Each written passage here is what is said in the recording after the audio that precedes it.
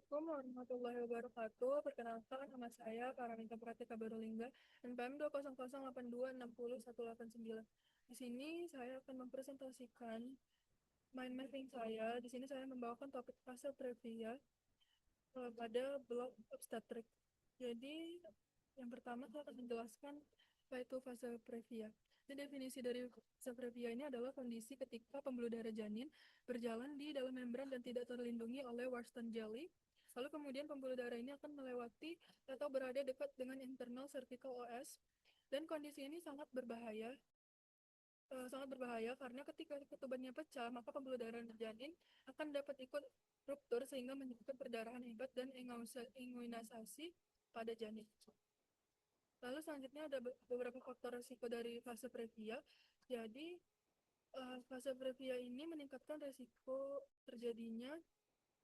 terjadi filamentous cord insertion yang pertama, lalu ada placenta previa atau low lying, lalu ada placenta dengan lobus aksesori, lalu atau Shoshone lobe, lalu ada kehamilan multiple dan juga kehamilan yang terjadi melalui IVF. Lalu untuk klasifikasi, jadi ada beberapa klasifikasi dari fase previa. Jadi yang pertama itu ada tipe 1. Tipe 1 ini terjadi ketika pembuluh darah janin berasal dari filamentous cord insertion.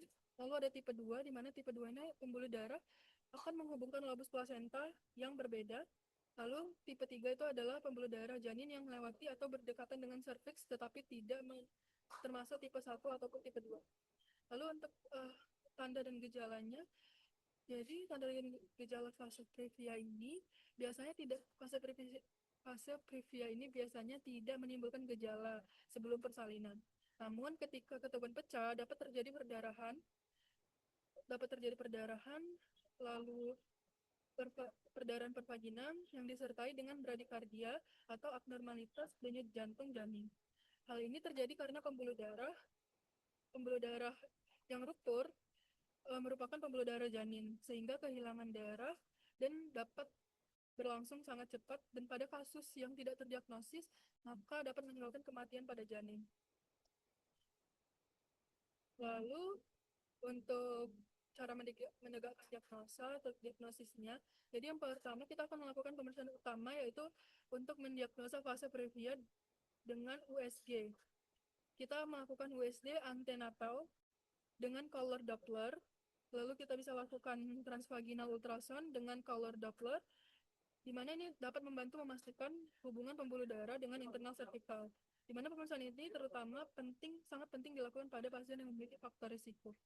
Lalu selanjutnya ada tata laksana. Jadi untuk tata laksana dari fase previa ini kita menentukan berdasarkan kondisi dan juga risiko pada masing-masing pasien. Kehamilan perlu dimonitor secara individual. Kita bisa memberikan kortikosteroid untuk dipertimbangkan apabila terdapat risiko persalinan prematur yang sangat tinggi.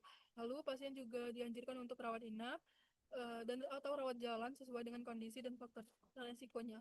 Lalu pada fase previa yang menetap, persalinan ini akan dilakukan seksio sesare atau sesar, di mana sebelum onset persalinan atau sebelum pecahnya ketuban, untuk mencegah adanya ruptur pembuluh darah janin.